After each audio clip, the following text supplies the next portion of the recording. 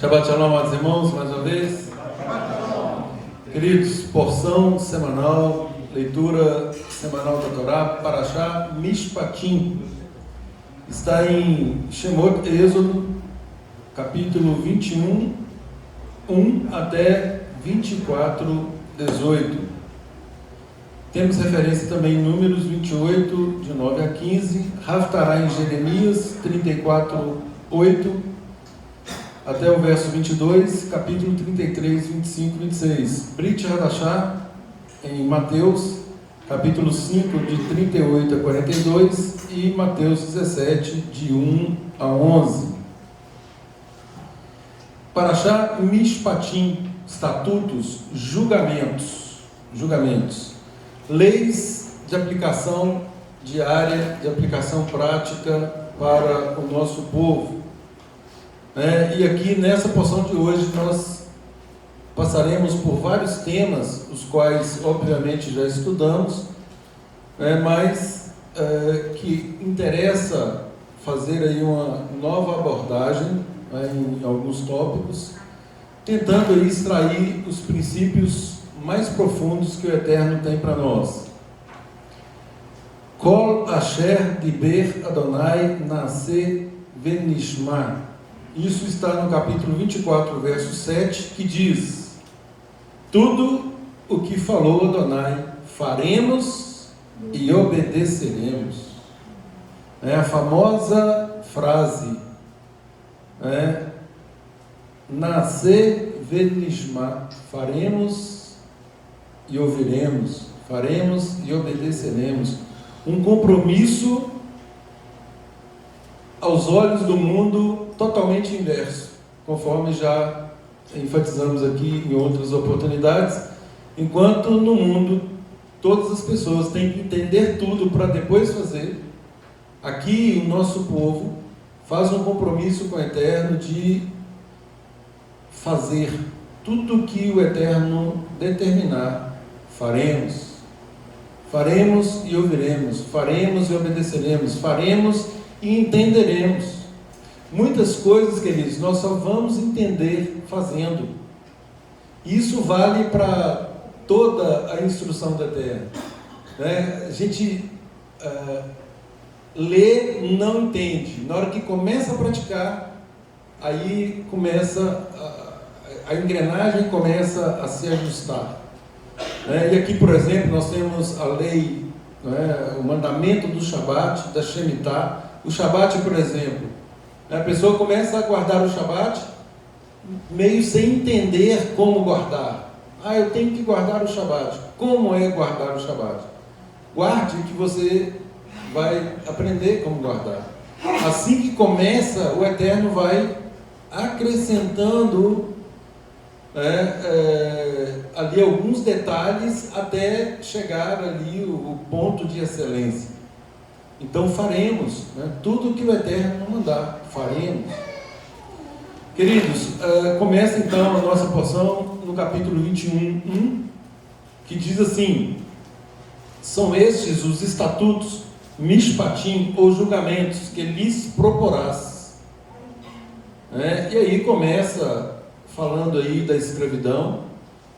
Na sequência tem instruções acerca da violência. Um pouco mais à frente, acerca do direito de propriedade. Um pouquinho mais, leis civis e religiosas. Trata também do falso testemunho e da injúria. E aí vem o ano de descanso, Shemitah, o Shabat. No capítulo 23, aí, a partir do verso 10 tem Shemitah, e a partir do verso 12 tem o Shabat. E também trata das três principais festas, as chamadas festas da peregrinação, que é Pesach, Shavuot e Sukkot. Páscoa, festa das semanas ou Pentecostes, ou festa das colheitas, e festa das cabanas, ou festa dos tabernáculos. Tem a promessa do Eterno com relação à posse da terra e a efetiva aliança do Eterno com Israel. né, terminando aí no verso 18. Então, queridos, tudo o que Adonai disse, faremos e obedeceremos. Essa é a máxima, né, que nós temos sempre que lembrar. Tudo o que o Eterno disse, faremos. Essa é a disposição de um servo dele, né, independentemente de circunstâncias. É uma declaração prévia. Essa é a porta do reino, onde Yeshua diz claramente: aquele que não renuncia a tudo quanto tem, não pode ser meu discípulo. Fazer a vontade do Pai requer renúncia de todas as coisas, inclusive da nossa própria vontade. Isso é negar-se a si mesmo, e está dentro dessa máxima de faremos, obedeceremos, ouviremos, cumpriremos. E aí, queridos, Mishpatim deriva de Shafat, que significa julgar, ordenar. No nível mais simples, são leis civis, leis de relacionamento. Esse é o nível mais simples. Já no Sod, um pouquinho mais profundo, são instrumentos de retificação da alma. O que aconteceu hoje aqui está dentro deste processo de retificação, é um nível mais profundo. Oi? Tikkun HaNefesh, retificação da alma, retificação do corpo do Mashiach, um ajuste, uma consolidação extremamente importante. E aí, obviamente, nós precisamos dessas leis, dessas instruções, para que essas retificações aconteçam a contento. Se nós não conhecemos, como praticaremos? Então nós precisamos conhecer para praticar.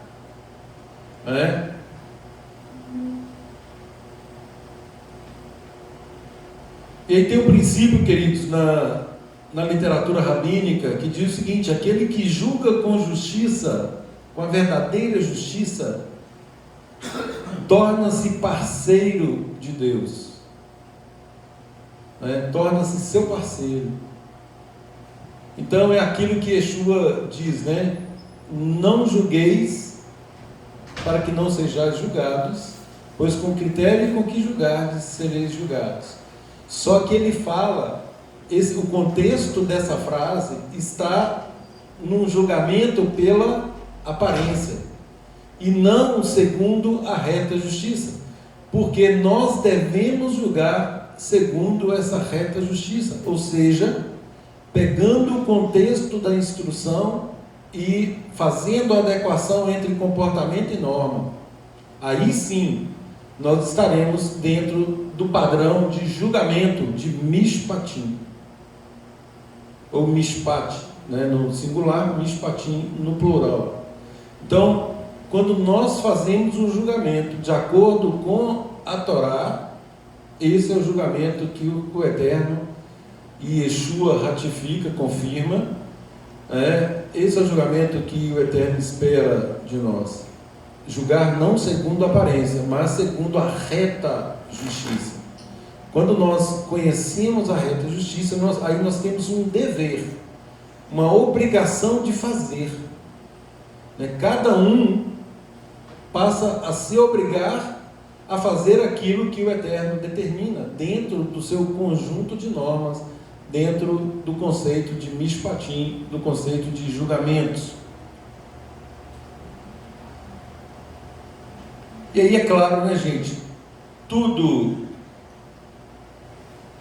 toda decisão que tomamos, em qualquer área, toda, seja aí no casamento, seja no corpo, seja nos negócios, na comunidade, tudo tem que ser feito, conforme também estudamos essa semana, no padrão dessas instruções.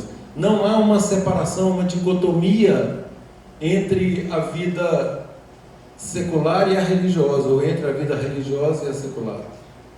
Ou seja, nós somos um ser holístico, um ser que tem que apresentar ou se apresentar na integralidade. Estando na sinagoga, nós agimos na presença do Eterno, apresentando ali todos os frutos do que estamos aprendendo. Estando fora da sinagoga, a mesma coisa, não há diferença. Não há diferença. Aí nos relacionamentos, começando pela nossa própria casa, conforme sempre enfatizamos, nós começamos a mostrar quem somos, a testemunhar, a confirmar a obra que o Eterno está fazendo em nós, dentro da nossa própria casa. E aí, claro, cada qual aí com a especificidade do conceito familiar, na questão de ser solteiro, casado, enfim, se é casado é com cônjuge, filho, se é solteiro é com irmãos, com pais, enfim, cada um aí nas suas particularidades, mas esboçando e apresentando os mesmos frutos, testemunhando, sendo luz, conforme falamos, a luz ela reflete a glória de Deus, reflete a reta justiça, mishpatim, e não conceitos próprios. E muitas vezes esses conceitos próprios, eles não se coadunam, eles não estão de acordo com a Torá. E aí é por isso que nós precisamos desse alinhamento, para que haja uma retificação plena, uma restauração aí, primeiro moral nossa, para depois moral coletiva. E assim, é claro que isso vai ter reflexo em todo o universo. Começamos aí falando da escravidão. O escravo hebreu que decide permanecer escravo. Nós temos aqui leis, instruções acerca dos servos, E aí no verso 2 fala: se comprares um escravo hebreu, 6 anos servirá, mas ao 7º sairá forro, ou seja, livre, de graça. Se entrou solteiro, sozinho sairá. Se era homem casado, com ele sairá sua mulher. Se o seu senhor lhe der uma mulher, e ele der à luz filhos, der à luz filhos e filhas, a mulher e seus filhos serão do seu senhor, e ele sairá sozinho. Porém, se o escravo expressamente disser: eu amo o meu senhor, minha mulher e meus filhos, não quero sair livre, então o seu senhor o levará aos juízes e o fará chegar à porta ou à ombreira, e o seu senhor lhe furará a orelha com uma sovela, e ele o servirá para sempre. Pergunta: por que furar a orelha? Uma marca de identificação não serve livre, mas que continua o seu senhor por livre espontânea vontade. Mais alguém? O livre-arbítrio da pessoa. Já falamos sobre isso em outros estudos. Mais alguma opinião? Por que furar a orelha? A irmã citou, um servo livre, mas ali ele iria servir para sempre. Ele estava declarando: eu vou servir para sempre esse senhor. Ele não era livre mais. Não, ele estava livre até um certo momento. Quando ele decide, aí ele é um servo que serve para sempre, mas por livre espontânea vontade. E não agora por ter sido comprado, negociado. Vamos ouvir o Rafael aqui. Eu não entendi isso direito, mas tem alguma coisa a ver com ele escutou alguma coisa, consciência do que ele estava ouvindo. Bateu na trave. Igual olímpico aí, gente, vamos? Tem a ver com ouvir. Gente, por que a orelha? A orelha é instrumento de ouvir. Ouvir significa obedecer, praticar. Se a lei do Eterno determinou que após 6 anos ele sairia livre, e ele opta, ele escolhe voluntariamente permanecer, já falamos sobre isso em outros estudos, estão nos vídeos anteriores, não vou me aprofundar mais, muito. Significa que ele, ouvindo as instruções do Eterno, ele agora ele opta diferente daquilo que é a real instrução. O princípio aqui era para que ele saísse livre. É a liberdade dele, esse é o princípio. Mas ele escolhe continuar escravo. Ele escolhe por opção. Ou seja, ouviu as instruções, mas ele quer fazer diferente. E querendo fazer diferente, ele é marcado. E aí é na orelha exatamente porque ele está desprezando aquilo que ele ouviu. Esse é o significado. Eu não quero assim criar polêmica, não. Mas quando eu vejo esse texto, eu penso duas coisas. Primeiro, o Senhor, né, pegou aquele homem que estava quebrado financeiramente, tanto que ele precisou se vender como escravo, né? Agora tem que entrar aí no mérito de por que ele estava quebrado financeiramente.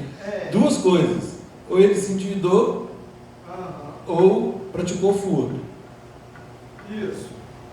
Aí esse senhor, né, pega ele, coloca ele para trabalhar e aí dá uma esposa para ele. Sim. Dá uma esposa para ele.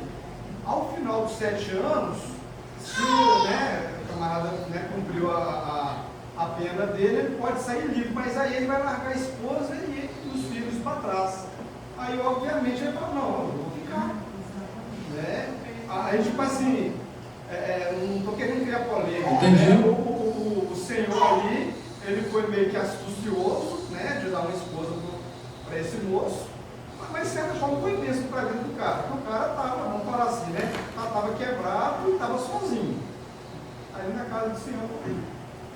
Nós temos que lembrar, né, quando eu ouvi esse texto, lembrar que comparar isso com o nosso sistema prisional, né, a capacidade do nosso sistema prisional de pegar um indivíduo todo errado E ressocializar. ele.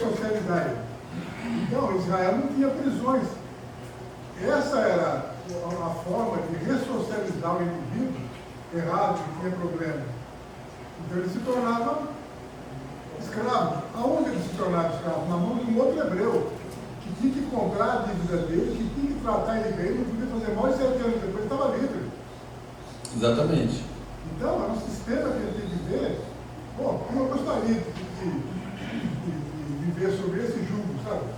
E a mulher e filhos aqui foram dados pelo Senhor, né? Por isso pertencia a ele.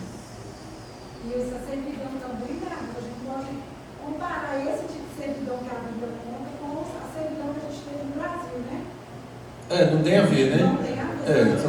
Não é. Que a gente tem a pensar isso, e não é totalmente diferente. O conceito de escravidão aqui é dentro do contexto da Torá. De um servo, de um funcionário, algo assim. De um hebreu, né, que praticou ou praticou furto ou se endividou, ao ponto de ter que se vender para pagar a dívida, para pagar o prejuízo. Ia apanhar também. Se ele fosse cabeça dura, ia apanhar também. Pois é. E aí, gente, a orelha que ouviu no Sinai, lá em Levítico 25, 55, pois meus servos são os filhos de Israel, e ainda assim, nada obstante terem ouvido ao Eterno, né, escolheu outro Senhor. Escolheu outro Senhor. Então, havia essa marcação exatamente por conta disso. A orelha representa a capacidade de ouvir a voz do Eterno, né? E ouvir aí, nós sabemos pelo próprio Shema, que ouvir é obedecer, né? É cumprir.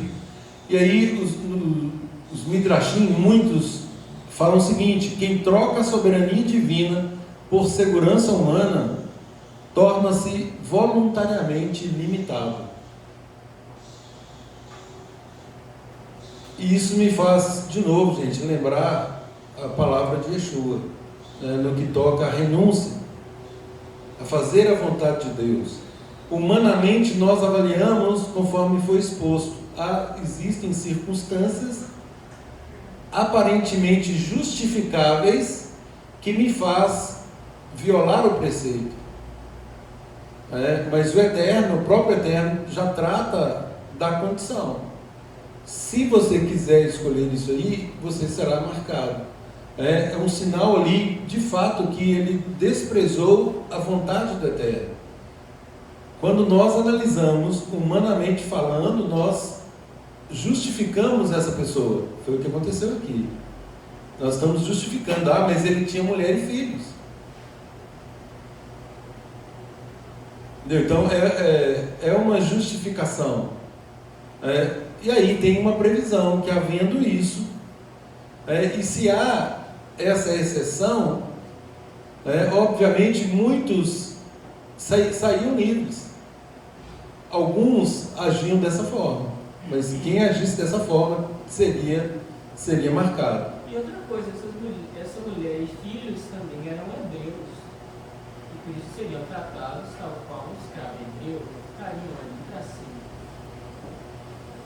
Dificilmente esse escravo... Não para sempre, entraria na segunda regra de euforia. Aí a gente entraria na questão dos 7 anos. Não, pois é, aqui inicialmente seria 7, mas tem uma lei que todos são libertos. Qual é? Jubileu. Jubileu. Aí, independentemente, haveria euforia ampla e restrita.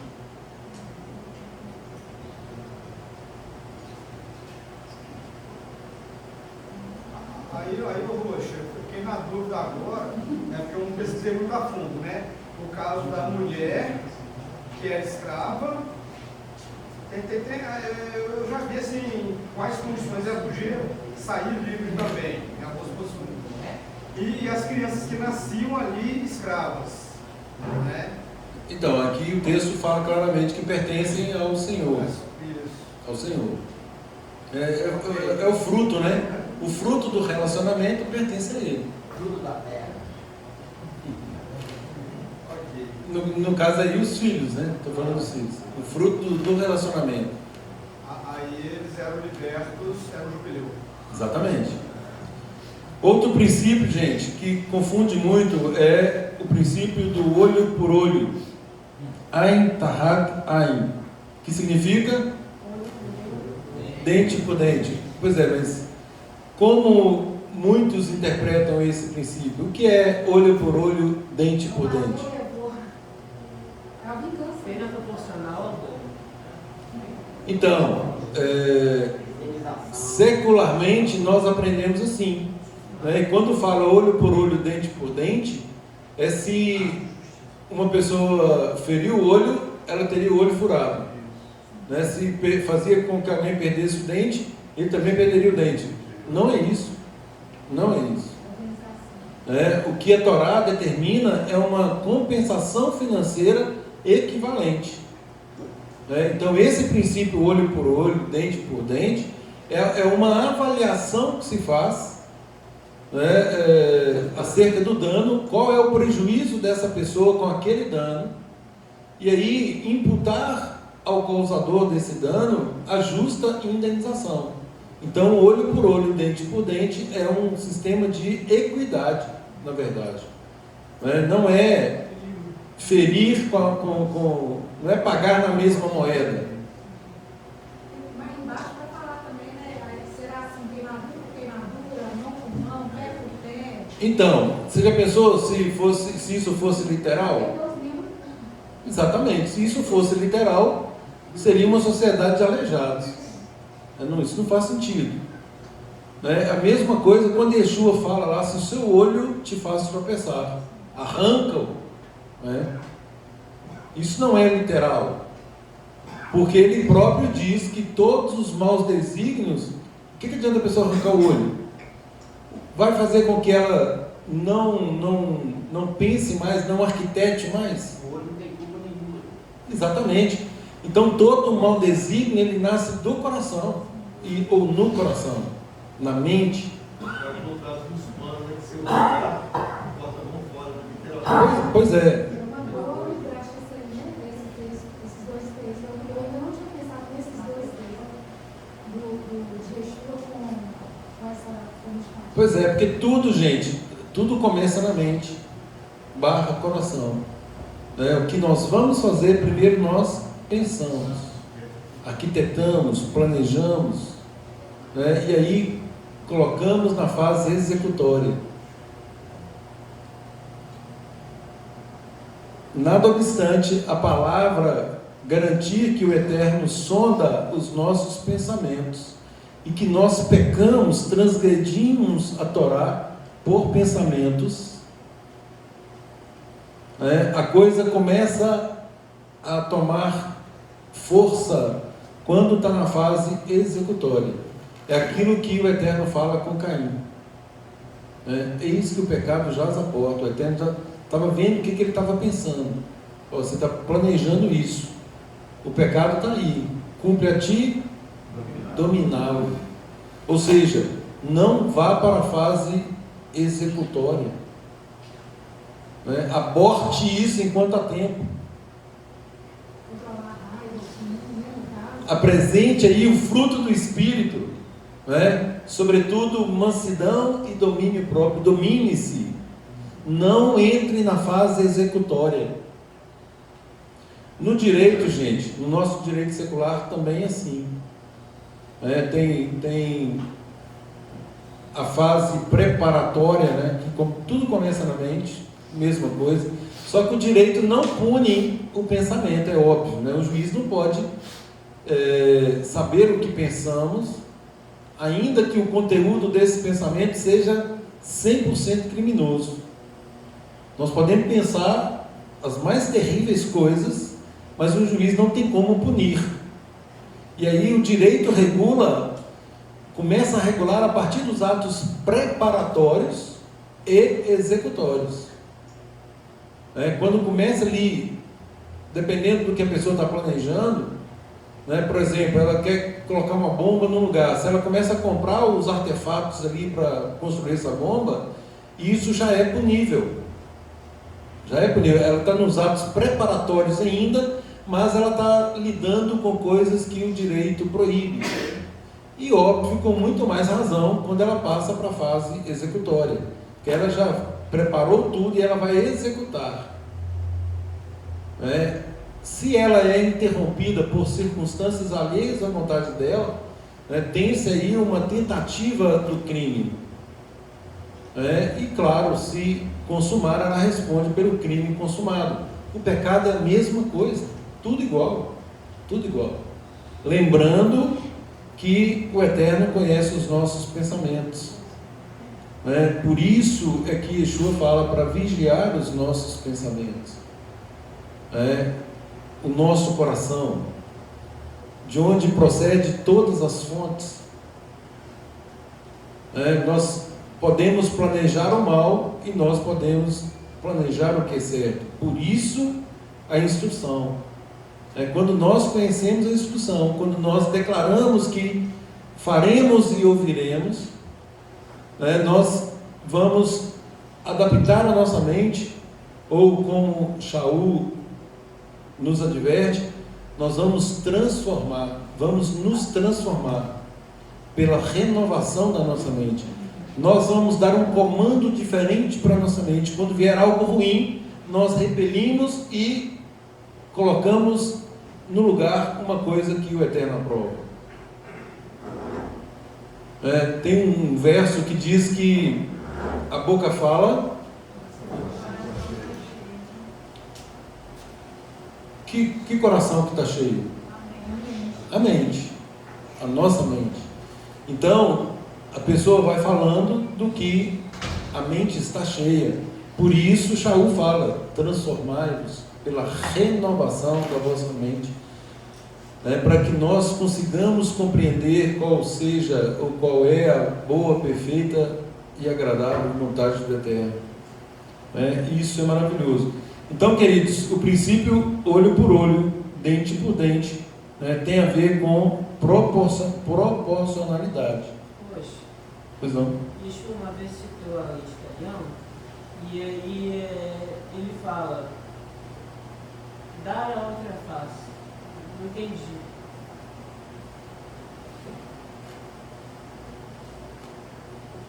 Não resistai ao perverso. Se alguém te bater, Ele fala, vos disseram olho por olho, dente por dente. Agora eu vos digo, se alguém lhe bater na face, dê a outra face. Então, isso é a capacidade, o dar a outra face não é um ato de covardia, é um ato de pleno domínio da situação. Quando é tudo que o agressor não espera que a vítima faça, é isso. Porque deve ter livro dos ortodoxos que é checar com a visão aqui, né, Rafael? O que você leu dos ortodoxos? Eles falam muito sobre esse texto, né? Você leu o que os ortodoxos falam? Não, eu cheguei na minha conclusão que, por exemplo, o Messias não pode resgatar. E aí, quando eu estava estudando a Paraxá, tinha lido. Então, mas olho por olho, dente por dente, nós partimos do pressuposto que é uma compensação, correto? E Yeshua estava falando outra coisa? Ele, como Messias, ele poderia dar um ensino de forma diversa da Torá? Não. Então, o que ele entendia que era olho por olho, dente por dente? Compensação. Deus. E Yeshua também estava ensinando a ser manso e humilde. Sim, exatamente. Isso é os princípios. Te obrigou a dar uma vida, Vai duas. Se quer pegar sua túnica, dá a capa também. Entendeu? Ele fala, não resistais ao perverso. Não é sobre a outra pessoa, é sobre si mesmo. Si mesmo, exatamente. Yeshua está ensinando a pessoa que é serva de Deus, que está ali com o objetivo de ser retificado. Por quê? Porque é muito fácil a gente revidar, não é assim? Essa é a parte natural. Se uma pessoa agride, recebe uma agressão de volta. Isso todo mundo faz, gente. Isso o mundo ímpio faz. Agora, o que difere o mundo ímpio de um servo do Eterno? Yeshua agora mostra o âmago do preceito. Olha, faça isso. Não é para o outro, é para você. Isso da proporcionalidade também, né? Se você é ofendido, vai lá e mata o cara. Então, é desproporcional a reação, né? A violência gera violência. Isso é o outro princípio.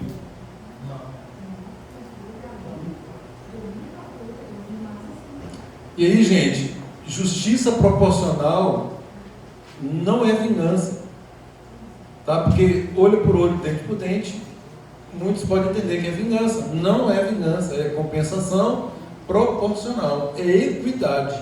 E vingança não é justiça. Exatamente, o sentimento de vingança, ele não entra no conceito de justiça. Pois não, Davi? Como é que fica a questão da defesa?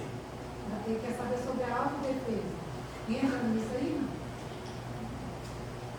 não? Nós temos o direito de nos defender. A autodefesa ela é autorizada quando a vida está em risco. Então, o princípio maior é a vida. Isso aqui se aplica nas relações cotidianas, o que muitas vezes resulta em morte. Nós vemos aí uma simples discussão de trânsito, o cara tira uma arma e mata. Isso é totalmente desproporcional. Agora, é diferente, por exemplo, se alguém vem armado para atacar alguém ou outra pessoa. Ela tem o direito de se defender. A autodefesa, ela é permitida, tá? Porque aí nós temos o cotejo, a comparação entre bens da mesma natureza, ou seja, o direito à vida. Então, a vida está em risco. É o objeto mais tutelado, tanto pela Torá quanto pelo direito. Inclusive, o próprio direito autoriza a autodefesa, ou a legítima defesa. A pergunta dele tem a ver com a questão também, assim, que Yeshua está ensinando um princípio, né? Quando ele fala, quando bater na face da outra, às vezes você está numa loja, a pessoa te faz trata mal com alguma coisa, aí está te batendo na face ali, moralmente falando, né? Aí falou, olha, esse bater na face tem esse conceito, tá, de desmoralizar a pessoa. O objetivo é humilhar a pessoa. e a gente fica pronto para voar no pescoço, como você disse, a nossa carne está pronta para isso, qualquer que nós temos pronto para defender, né? Tem nem o que não seja, né? Na hora. Aí o que ele está falando aí? Bateu uma face? Já Porque às vezes daí. Ou seja, te humilhou, te desmoralizou, domine-se, tenha controle da situação. E trate a situação com domínio. Como Entendeu? E com isso é o famoso tapa com luva de pelica, né? O agressor não espera essa reação. Porque às vezes a ideia de sofrer de forma passiva. Não, isso é conceito romano. No conceito romano, nós aprendemos isso. Ah, mas a pessoa me bate e eu vou ficar quieto? Não é esse o sentido do texto, é princípio teológico. É porque o Rafael, esse menino estuda de noite essas coisas. Ele já deve ter lido essa interpretação que eu trouxe hoje, né, Rafael? O Salmo primeiro fala, né? Bem-aventurado que não anda segundo o conselho dos Ímpios. né? Não pisa no caminho dos pecadores, tipo assim, a gente não trazer esse tipo de pessoa para a nossa convivência, né? Justamente para não passar raiva. Se eu sei que o camarada é ignorante, é brigão, então para que eu vou conviver com ele? Né? Para que eu vou querer consertar ele? Não, bobeira. Então, aí tem um padrão de comportamento, gente, que ele é superior. É isso que Yeshua nos ensina. Entendeu, Rafael? Aqui, gente, na Haftará de Jeremias, né, falando aí de justiça proporcional, falando aí da questão da escravidão, né, o povo lá no capítulo 34 promete libertar os escravos, fala que vão libertar e não libertam. Olha que interessante. Né? E aí o Eterno fala: vocês proclamaram liberdade, né? Eu lhes proclamarei liberdade à espada. Ou seja, eles voltam atrás na palavra. E aí, com relação à palavra, gente, o princípio também que Yeshua nos ensina, seja o nosso sim, sim, o nosso não, não. O que passar disso é de procedência maligna. Então, se nós proferimos uma palavra, cumpramos essa palavra. Eu marco um compromisso às 9 horas. É 9 horas. Não é 9h01, não é 9h05, não é 9h10, é 9 horas. Isso, gente, primeiro, né, é o compromisso com aquilo que foi emitido, declarado, né, e respeito para com o próximo. Porque a pessoa com a qual você fez a interlocução, ela se planejou também para aquele momento.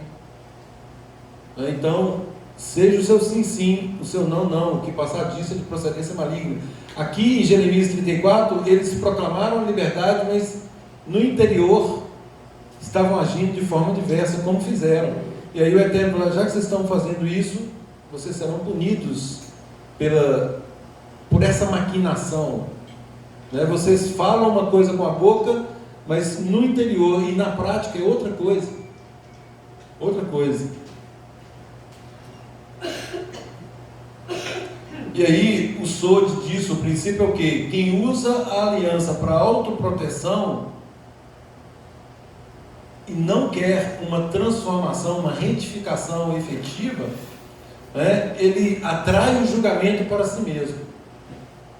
Atrai o julgamento para si. Isso é um princípio do direito que nós chamamos de condutas contraditórias. É um princípio da conduta. Não pode haver condutas contraditórias. Né? Se eu falo que eu vou fazer algo e eu faço de modo diferente, isso é contraditório. Então, quando agimos dessa forma, nós atraímos o julgamento para nós. E aí, gente, mais uma vez, né, a transcendência, a elevação que Yeshua nos dá sobre o mishpat, sobre o julgamento, o mishpatim, julgamentos. Né? Nós sabemos lá em Mateus 5, 17 em diante, que ele disse que não veio para abolir a Torá, as instruções, mas veio para cumprir. Então ele revela aqui a raiz mais profunda do mandamento. Né? E aí, quando fala, por exemplo, não resistais ao perverso, ele não, em hipótese alguma, ele contradiz a Torá, né? Mas ele revela aí o nível interior, né? E falando que a justiça externa, ela não substitui a transformação do coração. A justiça externa, ela não substitui a transformação do coração. Muitas vezes aquilo que é aparente, a recompensa está na aparência, mas não houve uma efetiva transformação. Então Yeshua nos dá a fórmula: haja de modo diverso. Se te humilhou, releve essa humilhação, releve. No contexto aqui é o perverso que está fazendo isso, né? E aí entra o que o Aguinaldo leu ali, o Salmo 1, né? Não resistais ao perverso, né? Feliz é o homem que não anda no conselho dos ímpios, não se detém no caminho dos pecadores, nem se assenta à roda dos escarnecedores. Antes o seu prazer está na lei de Adonai, que nela medita de dia e de noite. Gente, isso é maravilhoso. Olha a dinâmica do pecado, né? Andar, deter e sentar. Bem-aventurado o homem que não anda, que não se detém e não se assenta. Se a pessoa começa a andar, ela para ouvir, ela se detém, opa, daí a pouco ela senta, exatamente, ela se assentou na roda dos escarnecedores, já caiu na armadilha. Essa pergunta que o Rafael fez, ela me chama a atenção pelo seguinte: a gente vê muito vídeo de pessoas falando assim, te ensinaram errado, esse princípio blá blá blá blá blá, não é isso, blá blá blá blá blá, mas não coloca outro profundo. Esse verso está sendo específico a um tipo de pessoa. Sim. Aqui está um segredo, inclusive, para a preservação da vida. Você vai mexer com o perverso e não tira a testa do outro. Então, Eixo está sentando, não resista ao perverso, já sabe o tipo, aqui não tem justiça de Deus, é uma pessoa que não tem negociação de nada. Você está no trânsito, a pessoa chegou lá, cai fora. Ah, ok, não, beleza, faz aí. Sai fora, não é que você está com medo, ele está sendo sábio. A gente tem que saber diferenciar essa hora. Então eu já vi muito comentário depreciando esse ensino por gente rasa, que não tem essência, não tem vida nenhuma e fica querendo lacrar na internet. Então o segredo aí é até para a preservação da vida. Tive uma pessoa que me paguei um bordado para ela, demorou 2 anos para pagar a escola para ela entregar o bordado. Isso há muitos anos atrás. Não cheguei aqui de 2 anos. Aí quando ela foi me entregar, ela me comprou de novo, ela passou muito tempo, que ela tinha que receber. E eu falei assim, mas eu tentei, a mulher da igreja batista, mas não, eu já te paguei. Não, mas agora a linha está tanto, não sei o que está tanto. O que eu vou fazer?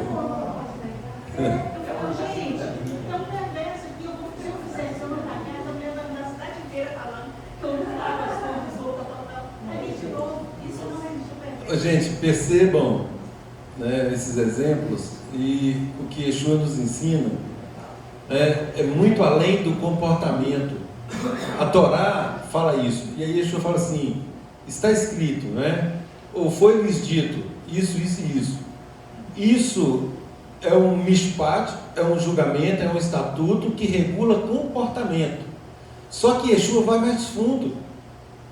Não é apenas o comportamento, não é a prática em si, é o que está motivando a prática em si. Então, o que Yeshua nos propõe é transformar a nossa natureza.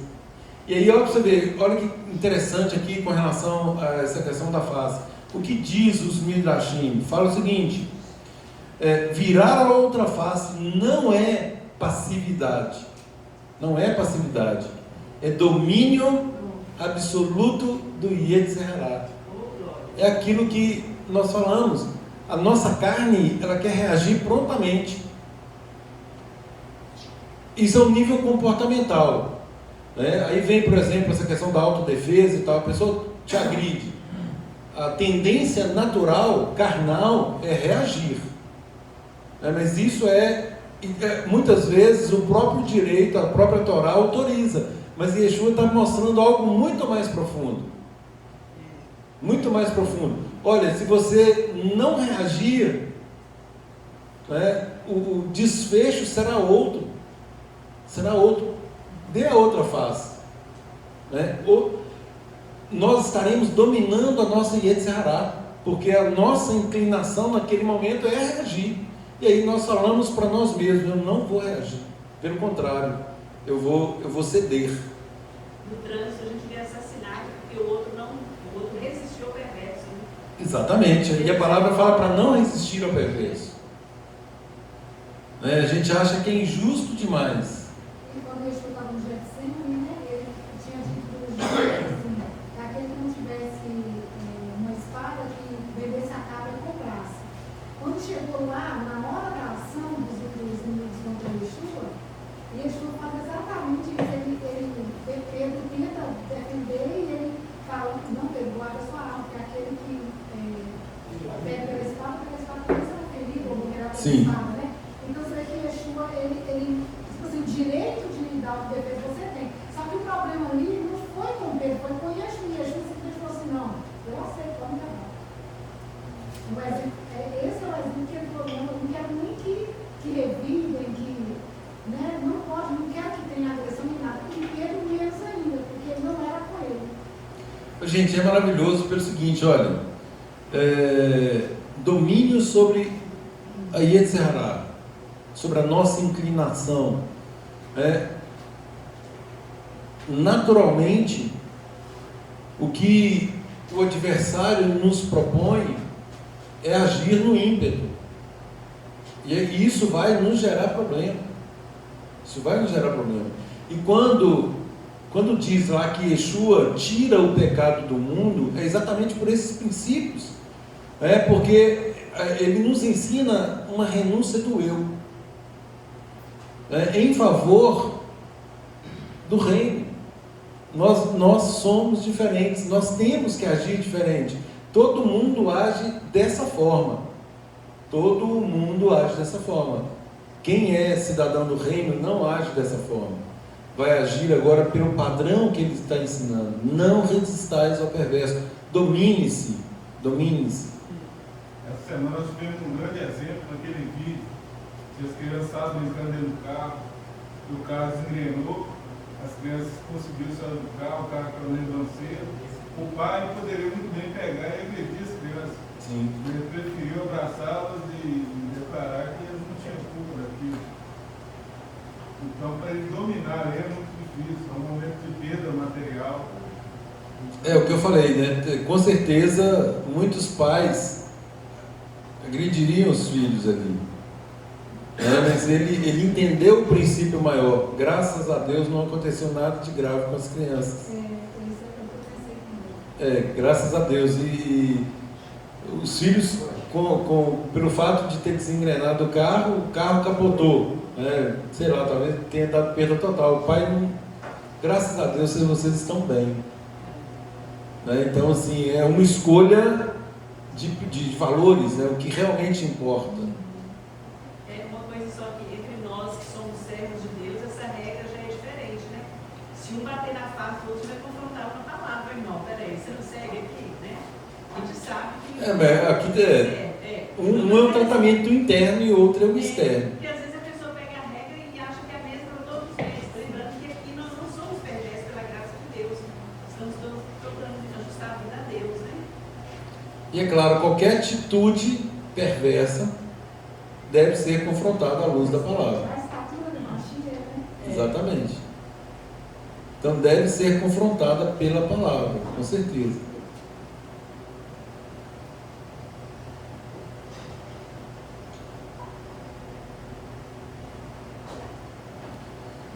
Um pouco mais à frente, o Eterno afirma que o anjo dele conduziria Israel à terra prometida, 23:20.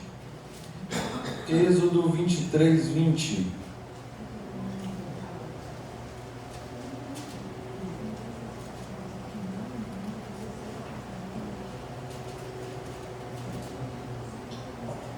Diz assim: eis que eu envio um anjo adiante de ti, para que te guarde pelo caminho e te leve ao lugar que tenho preparado. Guarda-te diante dele e ouve a sua voz, e não te rebeles contra ele, porque não perdoará a vossa transgressão, pois nele está o meu nome. Mas se diligentemente lhe ouvires a voz e fizeres tudo o que eu disser, então serei inimigo dos teus inimigos e adversário dos teus adversários. Porque o meu anjo irá diante de ti e te levará aos amorreus, heteus, fariseus, cananeus, heveus, jebuseus, e eu os destruirei. Esse texto, gente, de desse anjo, não é? Nós sabemos que ele carrega o nome do Eterno. É um enviado do Eterno. Ele carrega o nome do Eterno. Ele age como tal. Alguma dúvida sobre isso? Podia ser Moisés. Oi? O texto pode estar falando de Moisés. Não, está falando de um anjo mesmo. Não está falando de Moisés. Aqui é um anjo, uma outra pessoa. Tem algumas pessoas que acreditam que esse anjo aí é até o Mashiach que está indo lá. Tem esse entendimento, mas não se sustenta, né? Não pode afirmar. Não tem como afirmar. Né? Pelas próprias escrituras, esse entendimento ele não cabe aqui. Porque pelo Embora tenha mesmo. Porque pelo hebraico, a palavra ali não significaria apenas um enviado. É um mensageiro, enviado. Sim. Não, Moisés ele cumpriu esse papel, ele levou Israel. Sim, mas aqui Moisés estava aqui e ele falou que o anjo acompanharia. Se fosse Moisés, ele diria expressamente Moisés. Né?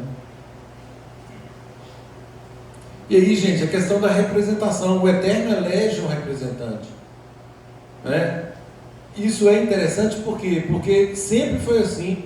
Quando o Eterno quis que Moisés o representasse, ele disse claramente, né, você será como Deus para Faraó, diante de Faraó. Né? Arão será como o seu profeta. Então, ele delega a função. E aqui ele fala de um malar, de um anjo, de um enviado, de um mensageiro, né, que tanto guiaria quanto julgaria. Ou seja, um ser que ele designou para julgar a conduta do povo, guiar e julgar a partir dali. Inclusive advertindo aí contra eventual rebeldia. Porque se houvesse rebeldia, eles serão punidos, seriam punidos. Né? E voltando, gente, a Haftará de Jeremias, o rei Zedequias proclama uma libertação, mas o povo recua. Por que recuaram? Porque fizeram um pacto falso. Aquilo veio só de palavra, não foi um pacto de fidelidade. É aquela coisa de ocultar a intenção. Existe no direito um princípio também disso aí, da pessoa guardar a boa fé tanto nas tratativas quanto na execução de um contrato, sem esconder da outra pessoa a real intenção. E aqui o que o povo de Deus fez foi exatamente isso. Eles não estavam sendo fiéis, estavam agindo só de palavra. Por isso é que eles retrocedem. E aí o princípio é: quem obedece por conveniência abandona a aliança, abandona o pacto. A pessoa, aquilo que sempre falamos, está numa situação de perigo, a pessoa fala que vai fazer. Cessa a situação, ela volta atrás. É o contexto aqui. E aí, gente, o princípio é a verdadeira emuná, a verdadeira fidelidade, independe de circunstâncias. Por quê? Porque é algo que já está formatado. Eu serei fiel, eu dei a minha palavra, eu vou cumprir a minha palavra. E às vezes, gente, uma pessoa que leva isso a sério, ela sofre até o dano em prejuízo dela, em prejuízo de si mesma. Eu já falei, eu já garanti o negócio. E aí ela falou, agora eu vou sofrer o dano. Mesmo sabendo que vai ser prejudicada, para não voltar atrás, ela prefere sofrer o dano. Então essa é a verdadeira emuná, não depende de circunstância externa. Oi? Homem de palavra. Claro, sim, sim, não, não, né? Sim, sim, não, não.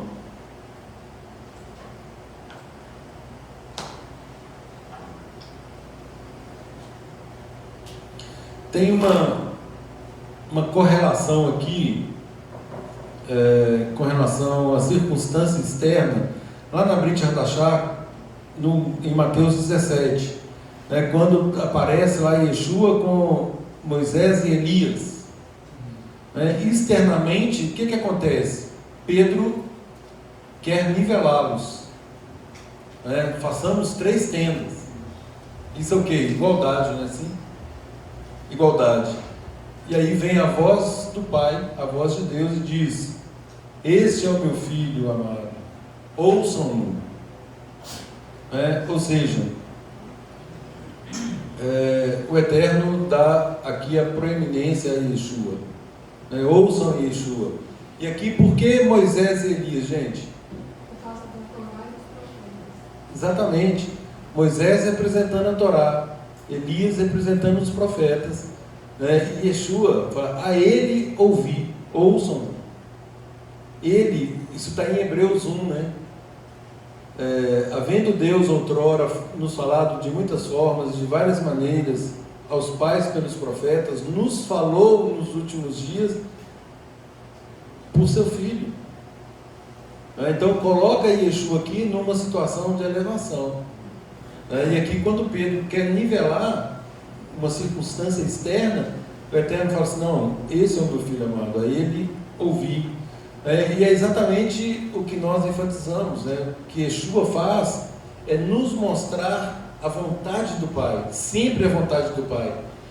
Quando nós olhamos o preceito, olhamos para a norma, nós não, mas está na Torá, aquilo juridicamente está certo, mas Yeshua nos mostra uma condição transcendente, superior, fazendo com que nós sejamos transformados. Uma coisa é a legalidade. Pode agir de acordo com a norma? Pode. Mas tem como agir enaltecendo a norma e mudando o seu interior? Tem. Faça dessa forma. E os exemplos que ele dá, né? A questão do adultério, a questão do homicídio, né? A questão de dar a outra face, da humilhação, e tantos outros, né?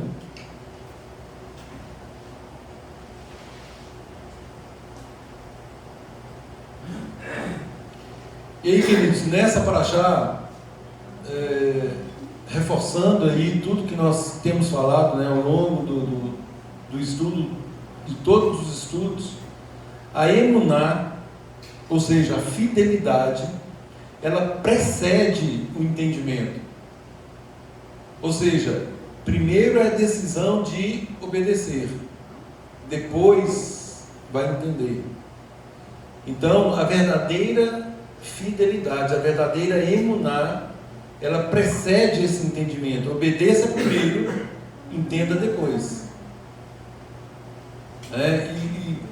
A maioria, eu não entendo assim.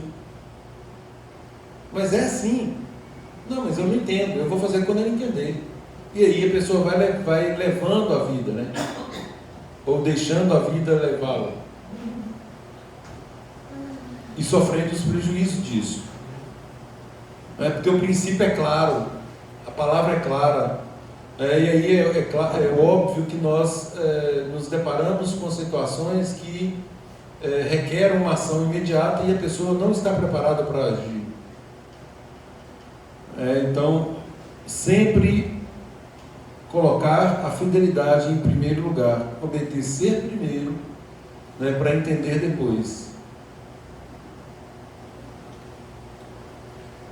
A justiça doméstica sustenta o universo, ou seja, a nossa integridade no privado, dentro da nossa casa. Doméstico aqui é dentro de casa, né, nos relacionamentos mais próximos, sustenta o universo, ou seja, nós estamos contribuindo para a verdadeira justiça do Eterno, quando nós praticamos essa integridade no menor núcleo, e obviamente temos a disposição de fazer nos demais, nós estamos contribuindo, para que tenha aí um impacto eterno. Não negocie sua liberdade espiritual. Não se permita furar a orelha com compromissos que silenciam a voz do Eterno. O que é isso na prática? o Eterno diz uma coisa: nós optamos de forma deliberada por outra. E muitas vezes, volto a dizer, humanamente justificável. Eu tenho uma família. Eu tenho isso. O que eu vou fazer com meu pai, com minha mãe, com os parentes, né? Discutimos isso essa semana. A religião dos nossos pais. Como que eu vou fazer com isso? Gente, um só caminho, né? Uma só forma de agir. E aí, nós não podemos negociar a nossa liberdade espiritual.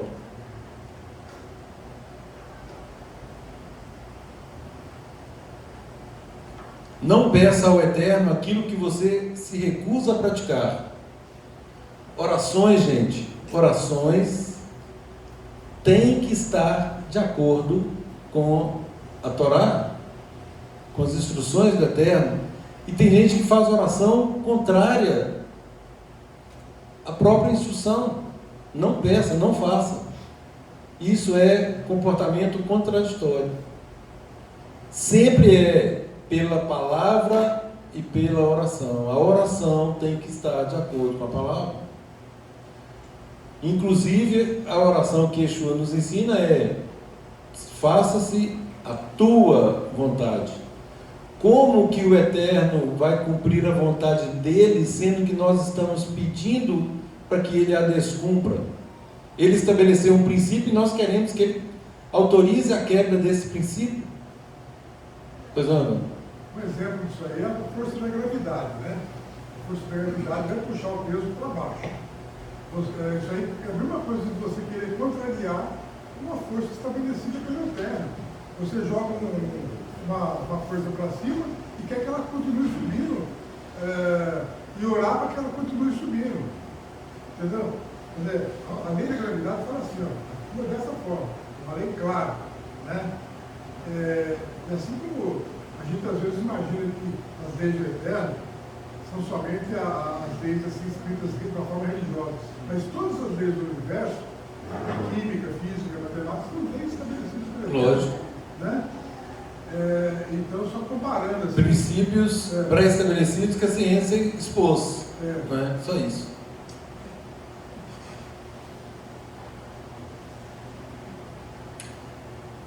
Uma aliança com o Eterno, gente, ela custa sangue, custa esforço. Yeshua fala disso abertamente. O reino de Deus é tomado por esforço. Só os que se esforçam se apoderarão dele. Então, não há aqui um caminho sem resistência, uma caminhada sem resistência. Há resistência, por quê? Porque o mundo está indo numa direção e nós estamos em oposição ao mundo, indo em sentido contrário. É literalmente, gente, nadando contra a correnteza. Aquela força toda vindo para cá e eu tentando romper essa força. Ou seja, vai requerer um esforço hercúleo. Né? Eu vou ter que dar 100 braçadas para dar aumento, para avançar aumento. Né? Isso é esforço. O reino de Deus é esse esforço. E aí tem aquele verso que diz, com relação ao pecado, vocês não resistiram ainda até o sangue. Ou seja, não está havendo aí um comprometimento tal que demonstre um esforço em vencer o pecado. O pecado, ele chega na primeira tentativa, a pessoa já sucumbe. A primeira tentação já pega a pessoa. Ou seja, não há uma resistência, né? E a palavra fala isso, né? Com relação ao pecado, vocês ainda não resistiram até o sangue. Ou seja, não foi pago, vocês não pagaram o preço que tem que pagar. E aí brincam com o pecado, com a tentação e caem.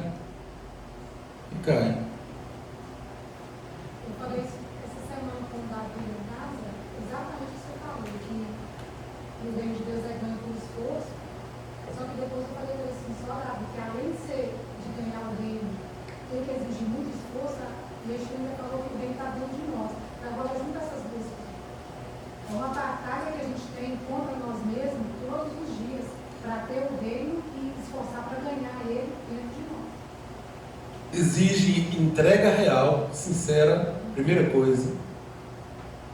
Por que muitos não prevalecem, né? Não prosperam no caminho? Porque não é uma entrega real, não é uma emuná verdadeira. O aspecto da fidelidade está comprometido, né? Fala uma coisa e faz outra, entendeu? Então é por isso que tem esses padrões, né? Seja o seu sim, sim, seu não, não. Se não tem intenção de fazer, diga não, não vou fazer. É igual a questão do voto, não é necessário fazer voto. Agora, se fez, fica obrigado a cumprir. A pessoa fica obrigada a cumprir, não faça. Se não tem intenção de cumprir, não faça. É melhor não fazer do que fazer e não cumprir, porque se fizer, fica obrigado a cumprir. Se não cumprir, vai ter penalidade. É igual um contrato na vida civil, é assim também. Se a pessoa faz um contrato e não cumpre aquele contrato, tem penalidade para ela. E quando se faz um contrato, o pressuposto lógico é que as partes contratantes, cada qual vai cumprir com a sua parte. Então esse é o princípio elementar. Então exige uma entrega real, gente, efetiva, sincera, primeiro requisito, viu, Davi? Depois, o tempo. O Eterno requer o nosso tempo. Quanto do nosso tempo nós dedicamos ao Eterno? Quanto? Tem muitos aí que não estão tendo tempo de ler a palavra. Como assim? 24 horas? E aí, gente, eu abro um parênteses e advirto mais uma vez a questão das mídias sociais, que roubam o nosso tempo, de todos nós. Eu entro para fazer um trabalho, eu estou trabalhando, eu entro aqui num processo, por exemplo, e dentro do programa do processo aparece alguma coisa que me leva para fora. Aí se eu sair 1 minuto, na hora que eu percebo, eu gastei 1 hora fora do meu objetivo principal. Você vai ler a Bíblia eletrônica, tem um monte de propagandas que te tira da concentração, e na hora que você assusta, já foi também mais 1 hora. Então, tempo de qualidade. Não façam isso eletronicamente, façam fisicamente. Desliguem os aparelhos, tenha um tempo de qualidade, preferencialmente quando acordarem, preferencialmente.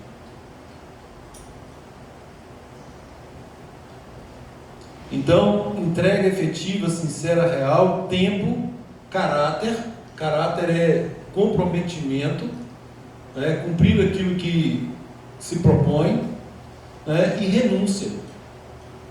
Eu farei independentemente de qualquer coisa, e para fazer eu renuncio a tudo. Eu vou fazer, aí o resto passa a ser resto, eu renuncio a tudo. Então entrega efetiva, sincera e real, o tempo, caráter e renúncia. E Yeshua fala sobre isso, lá em Lucas 14:33. Aquele que não renuncia a tudo quanto tem, não pode ser meu discípulo.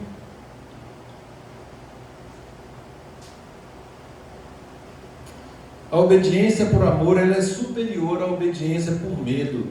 Nós não podemos relacionar com o Eterno apenas pelo medo. Nós devemos conhecer o Eterno e por amor servi-lo. E aí, se nós declaramos que amamos, em que consiste o amor? Que obedeçamos aos seus mandamentos. Fazemos isso porque amamos ao Eterno, o que é infinitamente superior. Então, gente, dizer, nascer, Venishma, revela que nós já conhecemos a quem estamos servindo. Quando nós negligenciamos a reta justiça, presta atenção nisso, quando nós negociamos a reta justiça, nós podemos ou poderemos enfrentar um julgamento amanhã. isso está em outras palavras na Brit Hadashah: aquele que sabe que deve fazer o bem, não faz, nisso está pecando. Nisso está pecando. Nós conhecemos a palavra, sabemos como devemos agir e agimos de forma diversa, ou seja, estamos transgredindo. Emuná, gente, não é sentimento, é fidelidade praticada quando ninguém está olhando. É aquilo que eu falei. Primeiro é uma declaração, um estado de mente. Na minha mente eu continuo firme que eu vou cumprir o que eu falei. Não é falar uma coisa e a minha mente dizer outra. Eu compro uma mercadoria do Rafael, mas na minha mente eu estou assim: eu não vou pagar.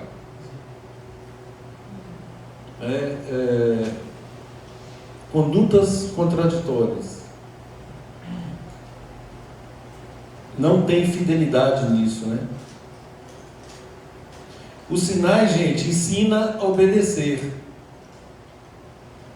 Yeshua nos ensina a obedecer com uma transformação interior. Então, é a mesma coisa. Temos que obedecer.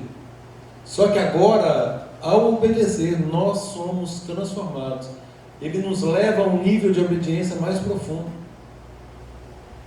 Foi exatamente o que ele falou: eu não vim para revogar, e sim para tornar pleno. Sem julgamento, sem normas, não há a presença do Eterno. Para aqueles que dizem que não há lei, não há a presença do Eterno nisso. O Eterno é o reino de ordem. Exatamente. Ele estabelece as suas normas. E elas precisam ser cumpridas. E se não há a presença do Eterno, nós não temos nenhuma vitória nisso. Porque nós só temos recompensa quando nós estamos na presença do Eterno, estamos obedecendo ao Eterno. Se diligentemente obedeceres aos mandamentos que hoje vos ordeno, eu vou dar isso.